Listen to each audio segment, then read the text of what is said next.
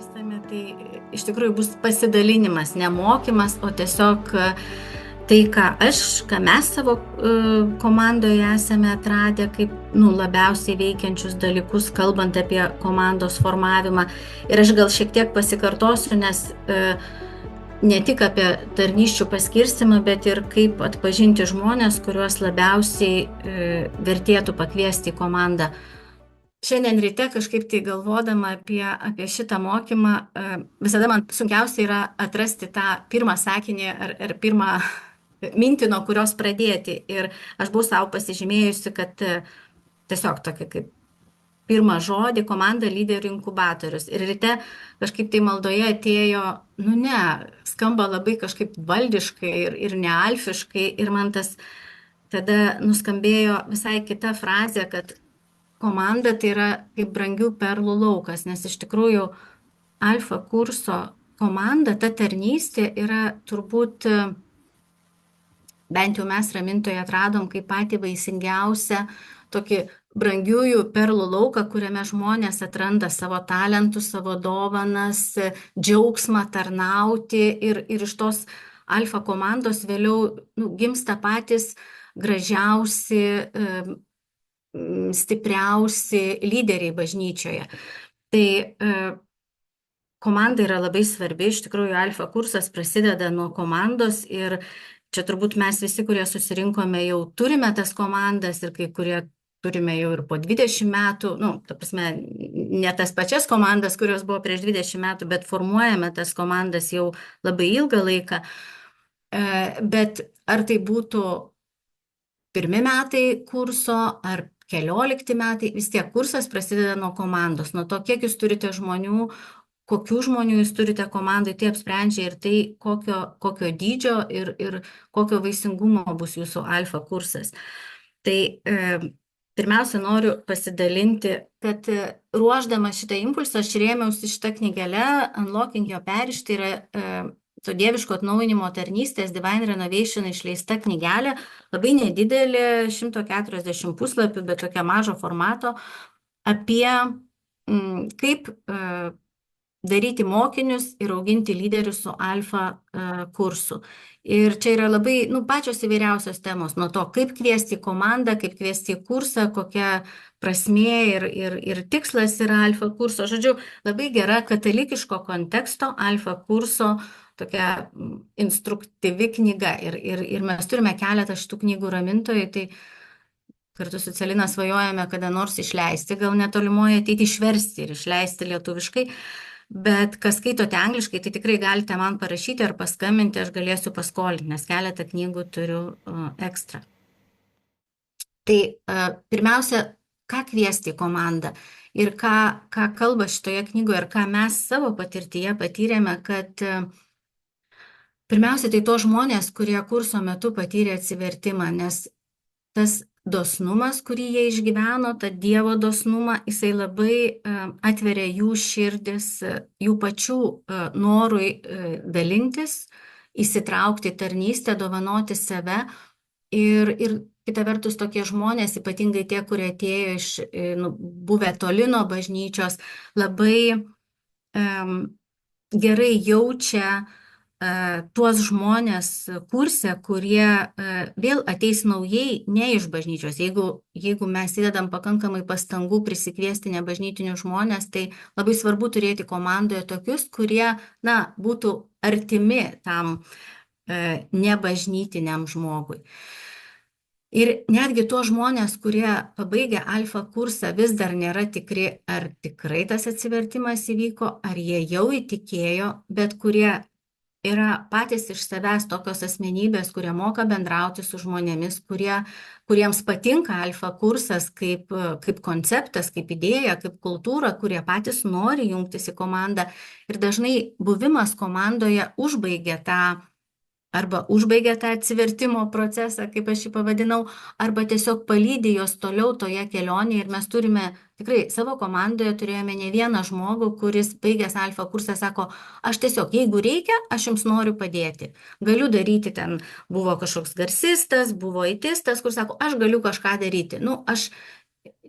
taip ir neišgyvenau to susitikimo, bet jeigu jums reikia mano pagalbos, ir mes pasiėmėm, ir tas žmogus keliauja toliau ir jis iki šiol tarnauja bažnyčioje, eina savo kelionę, bet jeigu mes būtumėm pasakę, ne, ačiū, žinai, gal ne, gal dar ne dabar, tai ko gero šiuo metu jisai tikrai nebūtų kartu su mumis. Ir galiausiai tie žmonės, kurie jau yra jūsų bažnyčioje seniai, parapijoje, kurie yra tikintys, bet kurie moka mylėti, klausytis, matyti kitus ir aišku, patys yra praėję alfa kursą, tai irgi yra kviestini žmonės į komandą. Ir mes netgi ramintojai, pavyzdžiui, darome tokį dalyką, kad tie žmonės, kurie yra, mes visus kviečiame į alfa kursą, nesvarbu seniai, turintis didelę tikėjimo patirtį, ar labai mažą, ar iš vis netikintis, bet jeigu kviečiame visus. Ir tuos, kurie yra mūsų bažnyčioje įsitraukę jau nuo seno į tarnystės ir yra praėję alfa kursą kažkada pas mus seniai, gal prieš 5 metus, gal prieš 7, arba jie yra patarnautai, skaitinių skaitovai. Jeigu jie nėra kažkokie labai konfliktiški žmonės, bet kiekvieną iš jų mes pakviečiame savo laiku sudalyvauti komandoje, tiesiog tam, kad jie persiimtų tą misionierišką alfa kurso dvasia, nes tas labai padeda jiems po to ir jų tarnystėse ir pažinti kursą kaip alfa kursą, kaip kultūrą, kurį mes puoselėjame kaip kultūrą savo bažnyčioje. Kaip pakviesti?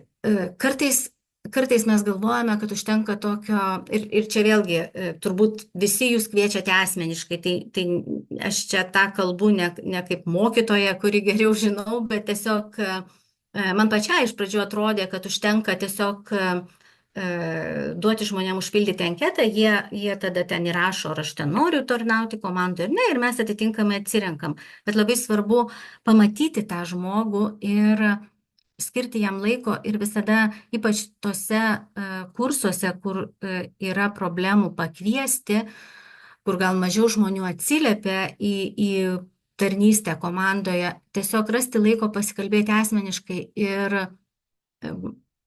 pasakyti, aš tavyje matau, kad tu galėtum būti puikus mūsų komandos narys, nes tas ir tas, arba tiesiog labai norėčiau, kad tu prisijungtum, nes papildysi mūsų komandą savo dovanomis, kurias aš tavyje matau. Tai visada kviečiame asmeniškai, arba kviečiu aš kaip koordinatorė, arba gali kviesti grupelės vadovas, tik aišku prieš tai su manim susiderinęs, kokį žmogų jisai planuoja kviesti. Ir visada labai svarbu pakvietus paaiškinti, kokie yra lūkesčiai į jį kaip į komandos narį, kokie yra įsipareigojimai, kiek tai iš jo pareikalaus laiko. Ir mes visada dar prieš kviečiant į komandą, aš paaiškinu, kad ketvirtadienio vakarai bus skirti alfai. Tų kelių mėnesių bėgyje jūsų prioritetas bus alfa. Tai tą irgi labai svarbu sukomunikuoti iš pat pradžių. Dar keletas tokių svarbių dalykų, kriterijų, kurie yra svarbus pamatant tos žmonės ir atrenkant žmonės į komandą. Dar vienas toks dalykas, ką aš savo pasižymėjau, kad pradėti formuoti ir galvoti apie tai, kuriuos žmonės kviečiami komandą, reikėtų dar nesibaigus kursui. Nes išgirdus tuos pasiūlymus iš grupelių vadovų, kad šitas žmogus galėtų būti komandoje ir šitas galėtų būti, aš paskiau skiriu laiko tiesiog dar pabendrauti ir juos šiek tiek daugiau pažinti per tas likusias kelias savaitės, kol vyksta kursas. Ir keletas tokių svarbių kriterijų, kur mes visą laiką irgi turime galvoje, kviesdami žmonės, tai čia iš tos knygelės yra toks, kad lengviau būtų prisiminti sutrumpinimas FACT, people. Tai yra faithful, available, contagious ir teachable.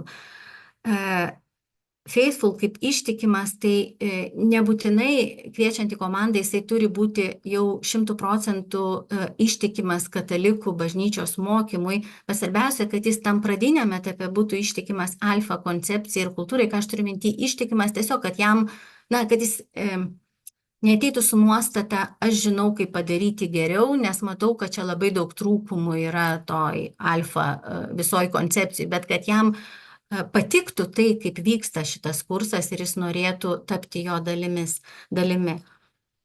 Turintis laiko, tai čia be abejo yra vienas labai svarbus esminis kriterijus.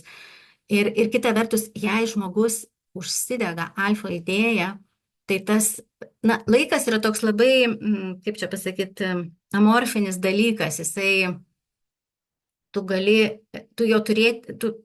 mes visi jo turime tą patį kiekį, bet ką mes jį paskiriam, tai yra, jau mūsų sprendimas.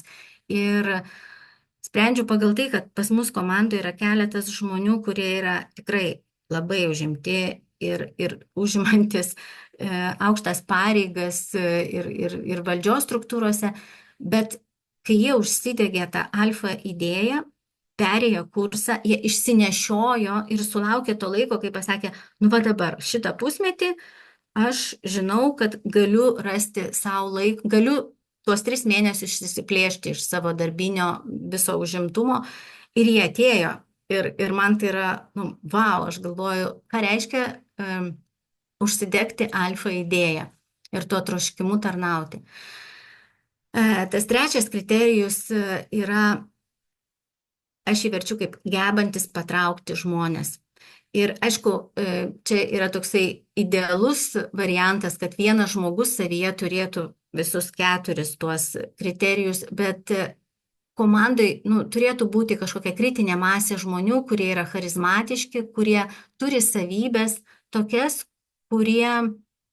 kuriomis žavisi kiti žmonės ir jie nori būti tokie,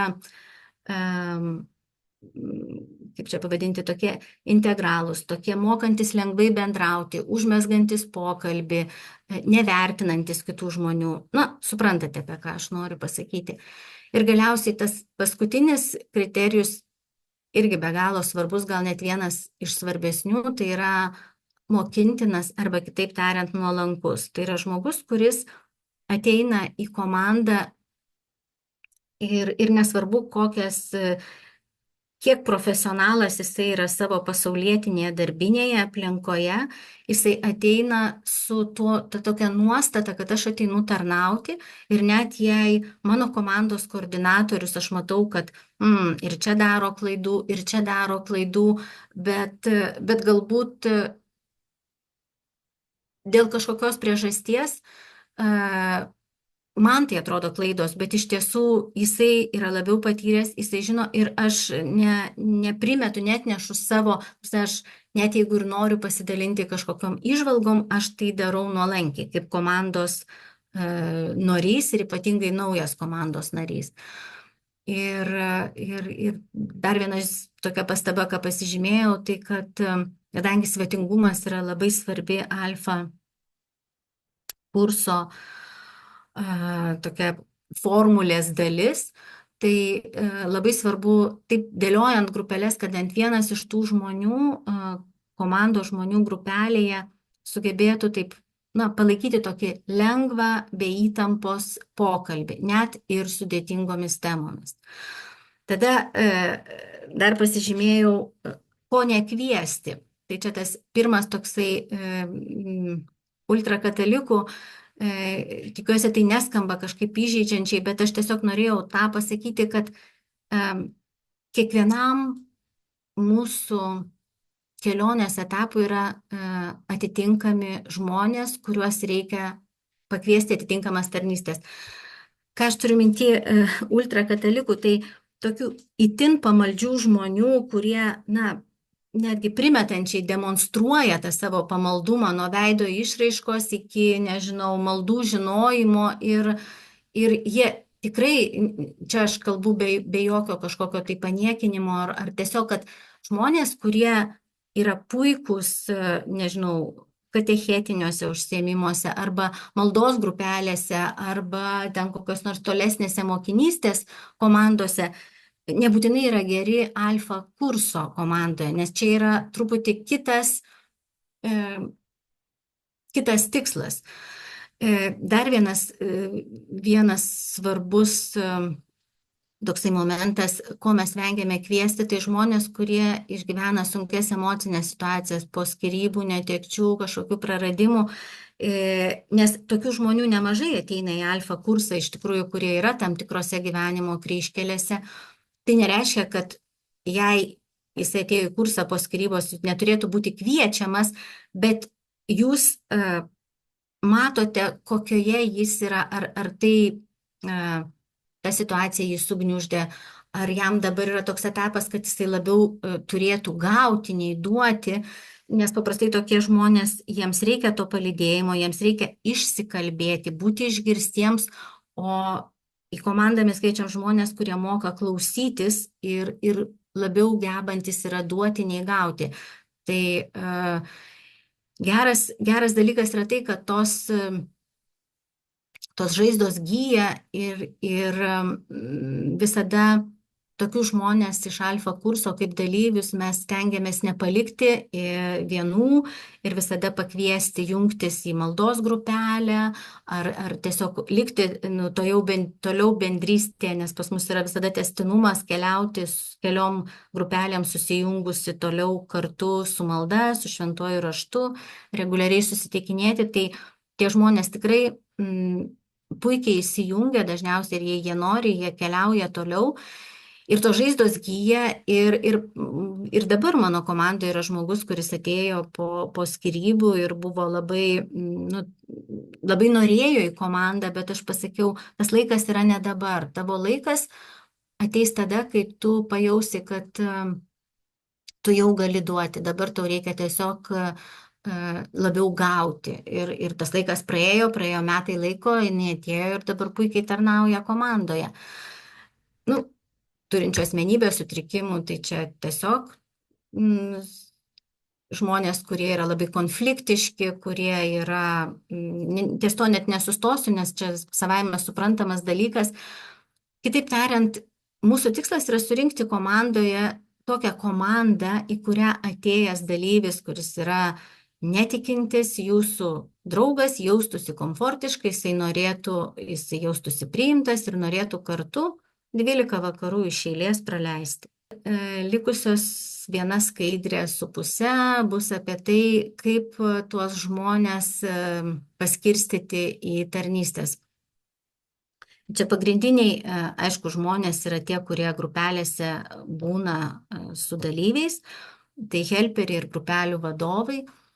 Ir visos kitos tarnystės greičiausiai, nebent jūsų alfa kursas yra labai didelis, bet jie persidengia, nes helperiai yra ir tie, kurie ten veda vakarą arba ten užsiima, nežinau, iždų, aukų valdymų ar tenai gamina vakarienę. Bet norėjau pradėti nuo helperio. Ir kaip, kadangi tai yra pirmas žingsnis į komandą, naujas žmogus, kuris ateina į komandą, pirmiausia, turbūt su retom išimtim, jisai tampa tuo pagalbininku, ne tuos slaptuoju arba mažiau slaptų savanorių grupelėje. Tai kodėl labai svarbu pakviesti pirmiausiai helperį, vienas dalykas tam, kad būtų tas žmogus išbandytas, kiek jisai išvis geba būti komandoje, bet taip pat ir, kad neužkelti tos kartelės labai aukštai, nes žmonės gali jaustis labai dar nepasiruošę iš karto vesti grupelę. Ir greičiausiai taip ir yra. Tai tas toksai sklandus ir laipsniškas įvedimas į komandą būtų pradėti nuo tos paprasčiausios funkcijos, tai yra būti pagalbininku, helperiu, kurio pagrindinė užduotis yra melstis tyliai už grupelę, padėti su įvairiais ten buitiniais klausimais, čia priklauso nuo to, kaip jūsų alfa kurse, ar reikia paruošti erdvę, ten gal sustatyti kėdes, uždegti žvakes, gal ten prie stalo atnešti maistą, nunešti maistą. Ir aišku, jisai, esant poreikiu, įsiterpia į diskusiją, jei yra tyla, jei reikia gražinti diskusiją prie temos, bet ką mes visą laiką pabrėžiame savo alfa kurse, kad helperis yra tas žmogus, kuris kalba mažiausiai ir tik tai tada, jeigu yra poreikis. Nes jei diskusija grupelėje vyksta ir vystosi labai sklandžiai, tai jeigu helperis nepakalbės ir nieko tokio, bus daug blogiau, jeigu neliks laiko pakalbėti kuriam nors iš dalyvių, ypač jei grupelė yra didelė. Ir mes nuo šito rudens kažkaip tai padarėme tą sprendimą, kad tie helperiai, kurie anksčiau kažkaip tai vengdavo identifikuoti save kaip komandos narius, tai mes dabar tiesiog leidžiame jiems prisistatyti kaip savanoriams, kurie padeda komandai. Ir tada tai nuima tam tikrą įtampą ir nuo jų. Ir netgi tada dalyviam nekyla klausimas, kodėl šitas žmogus nepasisakė, jeigu neliko laiko, todėl kad jis yra komandos žmogus, jis pasisakys kitą kartą. Diskusijos moderatoriai tai yra grupelių vadovai, yra tie, kurie veda visą diskusiją. Ir čia visą laiką labai svarbu atrinkti žmonės, kurie yra tiek persismelkę alfa dvasia, kaip aš sakau, emociškai brandus, tie, kurie sugeba patylėti, nepereina į gynybinę poziciją, išgirdę neigiamą nuomonę apie bažnyčią, kas bent jau pačioje pradžioje tikrai gali atsitikti. Ir labai svarbu, kad nepradėti ginčytis su vadovais, kad išvengtų gebantis išvengti konfliktiškų situacijų ir kažkaip gražiai išvynioti tą diskusiją. Ir dar vienas sakinys, kuris, kalbant apie nuolankumą, kur man labai gražiai šitoje knygelėje taip suskambėjo, ką aš dažnai prisimenu, jei tu esi per didelis, perkeltinė prasme, tarnauti, tai tu esi per mažas vadovauti. Ir kalbant apie visas tarnystės turi būti bažnyčioje, tai yra toksai kertinis sakinys, sakyčiau. Nežinau, kas pas jūs veda vakarus, ar tai yra, ar esate jūs kaip koordinatorius, ar turite kažkokį tai atskirą vakaro vedėją. Pačioj pradžioj pas mus paprastai vesdavau aš ir tas vedimas apsiribodavo tiesiog temos pristatymu, lektoriaus pristatymu, ir dar įvairiais ten administraciniais klausimais ruošiantis savaitgalių ir taip toliau. Bet su laiku kažkaip tai pradėjom ieškoti žmogaus, kuris tą darytų, kuris turėtų dovaną tą daryti. Ir toks žmogus atsirado ir dabar, iš tikrųjų, tas vakaro vedėjas, kuris moka puikiai pravesti vakarą, bent jau duoti tą startą tokį gerą, yra labai, daug prisidedantis prie tokios atpalaiduojančios atmosferos. Tai jeigu jūsų komandoje turite tokį žmogų, nuostabu, jeigu neturite, tikrai verta paieškoti. Ir tie dalykai, tos savybės, kurios vakaro vedėjai būtų svarbios, tai turėti humoro jausmą ir būti neįsitempusiam, jausti pasitikėjimą savimi, nestresuoti, arba jeigu stresuoti, tai taip minimaliai ir sugebėti per savo humoro jausmą tą stresą kažkaip tai užmaskuoti. Aišku, visas dėmesys to vedėjo turi būti į dalyvius, į temą, tikrai ne į save ir jaunatviškas, bet tikrai ne amžiumi. Pas mus vienu metu vedė vakarą ne dalyvė, bet komandos narė, kuriai dabar turbūt yra apie 70 metų, bet jinai taip sugebėjo jaunatviškai ir lengvai vesti tą vakarą, kad ten, tikrai visi buvo labai patenkinti jos vedimu. Ir labai svarbu, kad žmogus, sugebėtų priimti tą, aš nesakau kritiką, bet tuos tiesiog pastebėjimus vardan tobulėjimo nuolankiai. Tai, kas nepasisekė, tai, kas nelabai gal buvo per daug viršutiniška, pavyzdžiui, arba per daug susikaušiusi, bendrai kalbant apie tą paskirstimą tarnystėm, labai svarbu duoti ją žmonėms pagal jų stipriasias puses, nes dalis žmonių yra orientuoti į bendravimą su žmonėmis ir tai iš tokių žmonių būtų stipriausių grupelių vadovai. Yra žmonės, kuriems labai tinka ir patinka atlikinėti užduotis, tai čia tada jau konkrečias jiems užduotis deleguoti. Ir organizatoriai puikus, tai čia galima juos pasitelkti planuojant savaitgalį, visą registraciją vykdant, ten aukų dėžutę ir valdant finansus. Tai va, tai toks būtų mano impulsas.